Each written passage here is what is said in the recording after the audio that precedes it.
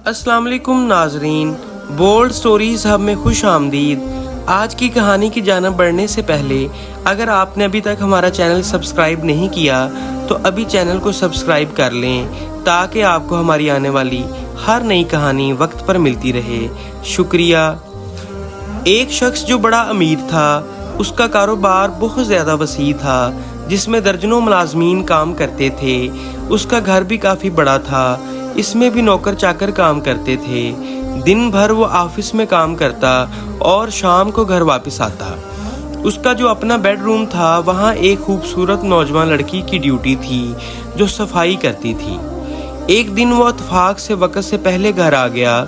जब अपने कमरे में आया और क्या देखता है कि एक खूबसूरत नौजवान लड़की कमरे की सफाई कर रही है। उस नौजवान हसीनो जमील लड़की को देखकर उसकी नीयत ख़राब हो गई। बस शैतान ने उसके दिल में ख्याल डाला कि मैं इस लड़की को कमरे में ही रोक लूं तो उसकी आवाज़ किसी तक नहीं जाएगी। अगर बाहर जाकर उसने किसी को बताया भी तो कोई इसकी बात नहीं मानेगा। मैं तो पूरे पुलिस स्टेशन को खरीद सकता हूँ, मुलाजमीन सब मेरी बात मानेंगे। लड़की ने देखा कि आज मालिक वक्त से पहले घर आ गए हैं तो उसने जैसे ही जल्दी से काम ख़त्म करके जाना चाहा तो मालिक ने एक ज़ोरदार आवाज़ में कहा, ठहर जाओ। वो लड़की मालिक के तेवर देखकर घबरा गई। मालिक ने कहा कि सब खिड़कियां और दरवाजे बंद कर दो। ये सुनकर लड़की परेशान हो गई कि मैं क्या करूं तो करूं क्या। लेकिन उसके दिल में तकवा था। वो रो रही थी और साथ ही साथ अल्लाह से दुआ भी कर रही थी। चनाचे उसने एक एक करके सब खिड़कियां दरवाजे बंद करने शुरू कर दिए।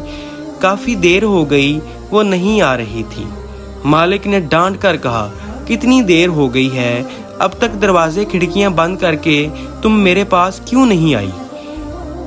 लड़की ने रोते हुए कहा कि मालिक मैंने सारे दरवाजे बंद कर दिए हैं लेकिन एक खिड़की बहुत देर से बंद करने की कोशिश में हूँ लेकिन हो नहीं पा रही। तो मालिक ने गुस्से से कहा कि वो कौन सी खिड़की है जो तुझसे बंद नहीं हो पा रही।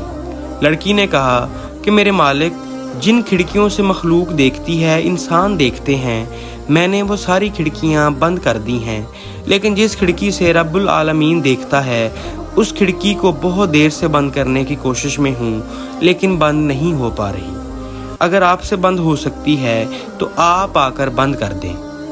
लड़की की ये बात सुनकर उसके मालिक को समझ आ गई कि वाकई मैं अपने गुनाहों को लोगों से छुपा सकता हूँ लेकिन रब से नहीं छुपा सकता।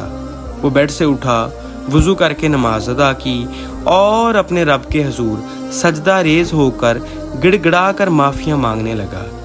आज हम भी अगर सोचें कि हम लोग दूसरे लोगों से छुपकर तो गुनाह कर सकते हैं लेकिन अपने गुनाहों को रब से नहीं छुपा सकते तो हम में से बहुत सारे लोग बुराइयों से बाज आ जाएं।